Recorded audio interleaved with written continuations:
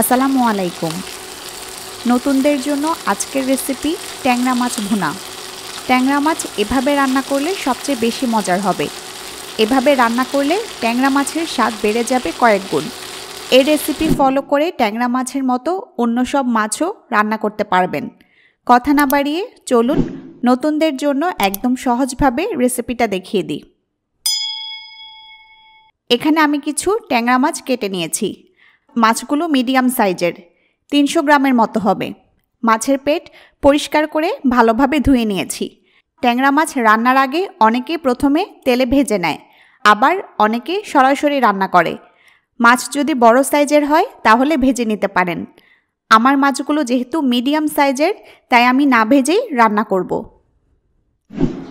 এখন রান্নার জন্য চুলায় একটা প্যান বসিয়ে দিয়েছি। প্যানে দিয়ে দিচ্ছি রান্নার তেল। 5 টেবিল চামচের মতো তেল দিয়ে গরম করে নেব। চুলা মিডিয়াম আঁচে থাকবে। তেল গরম হয়ে এলে দিচ্ছি পেঁয়াজ। মাঝারি সাইজের 4টা পেঁয়াজ স্লাইস করে দিয়ে দিচ্ছি। পেঁয়াজ নেড়ে নেড়ে নরম হয়ে আসা পর্যন্ত ভেজে নিব। 2-3 মিনিট পেঁয়াজ ভাজলেই নরম হয়ে আসবে। এখন দিয়ে দিচ্ছি রসুন বাটা। 1 টেবিল চামচের মতো রসুন বাটা দিচ্ছি।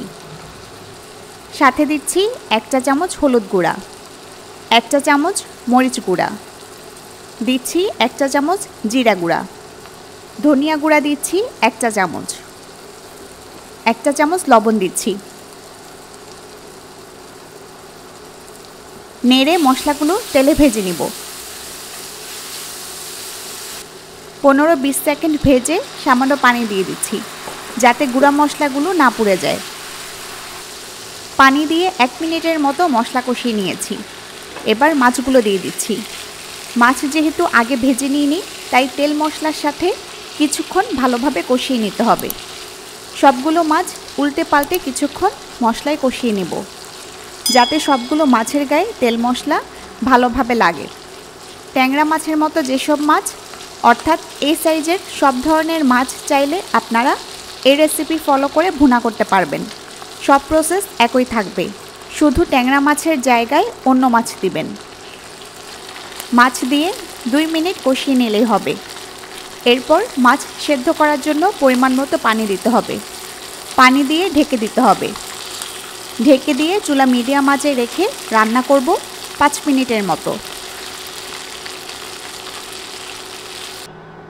পানি দিয়ে 5 মিনিটের মতো রান্না করার পর আমি ঢাকনা তুলে নিচ্ছি। ঢাকনা তুলে সব কিছু একটু নেড়ে দিচ্ছি। পানি বেশি দিতে হবে না, কারণ রান্নার পর কোনো বাড়তি ঝোল থাকবে না। যাতে মাছ সেদ্ধ হয় এমনভাবে পানি দিতে হবে। নেড়ে দিয়ে উপরে কয়েকটা টমেটো স্লাইস দিয়ে দিচ্ছি। টমেটো পছন্দ মতো কম বেশি দিতে পারবেন, না দিলেও চলবে। সাথে দিচ্ছি কাঁচামরিচ। 3টা কাঁচামরিচ মাঝখান দিয়ে ফালি করে দিয়ে দিচ্ছি।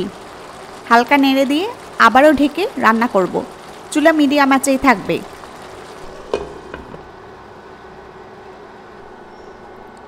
আরও 5 মিনিট পর ঢাকনা তুলে নিচ্ছি।